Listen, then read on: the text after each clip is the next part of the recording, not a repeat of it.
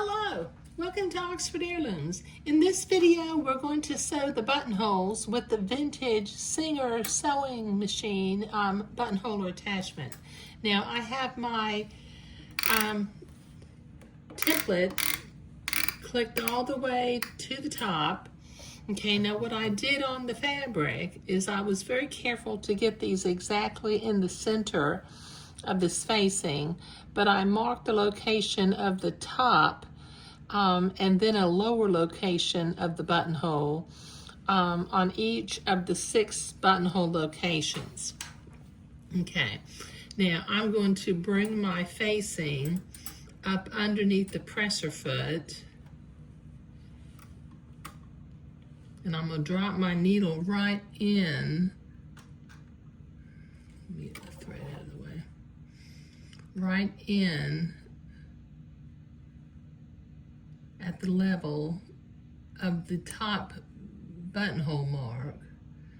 And now I'm making sure that my 2 marks are right in the middle of the keyhole. That way the buttonhole will turn out to be right in the, it'll go around the dots that I drew. Okay, so let me get busy sewing.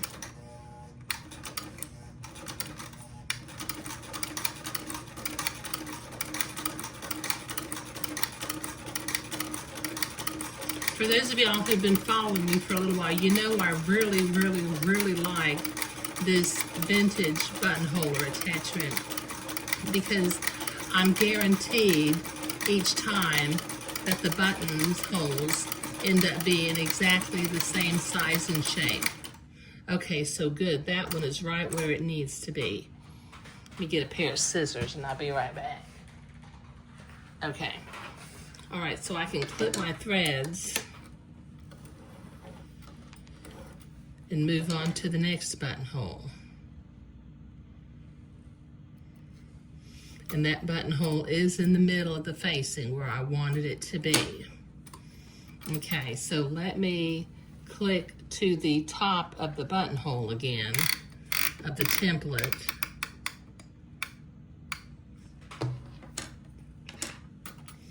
Bring my facing up underneath the presser foot. Line my dots up right in the center of the keyhole. Drop my needle right at the level of the top dot and make another buttonhole.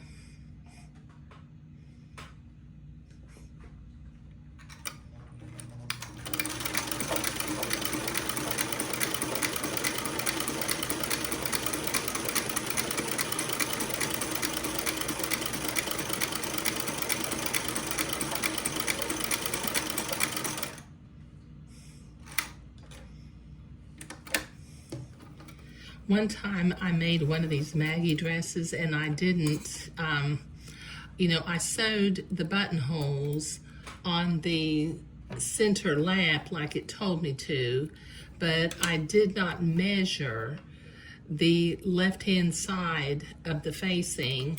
And then when I was finished sewing, I realized my buttonholes were not really in the center of the facing. That's why I did it the way I'm doing it in this particular project. Okay, so let me click to the top of the buttonhole template, bring my fabric up underneath again, get my dots right in the center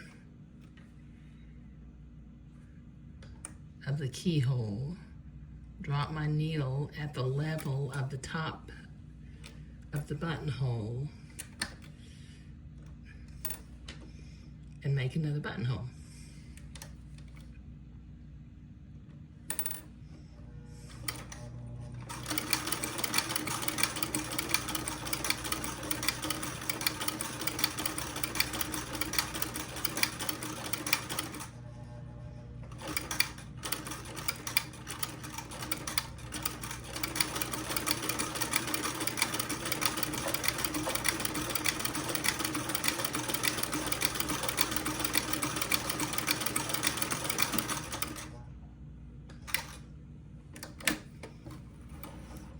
Okay, those are working out perfectly like the way I want them to.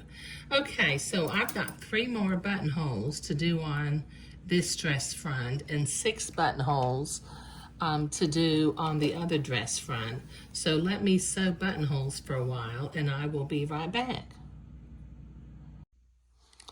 Okay, I've got all 12 buttonholes sewn and they are centered in the facing.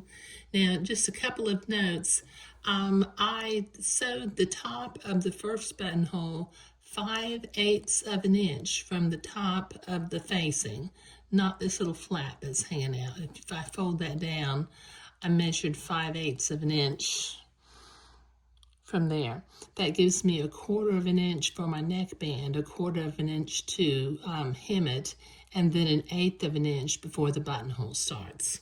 Okay, all right, and I did the top of my buttonholes 3 inches apart. I'm not sure if the pattern tells you how far apart to make the buttonholes or if it just says to evenly space them. I don't remember that right now, but I do remember that the pattern piece itself did not have the location of the buttonholes marked on it.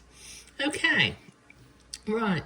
Now, in this video, like I said, we were making the buttonholes, and that turned out real well. In the next video, I will cut lace for either side of the facing, and I'll gather it, and then I'll whip stitch it to either side of the facing using some tiny little stitches. Thank you.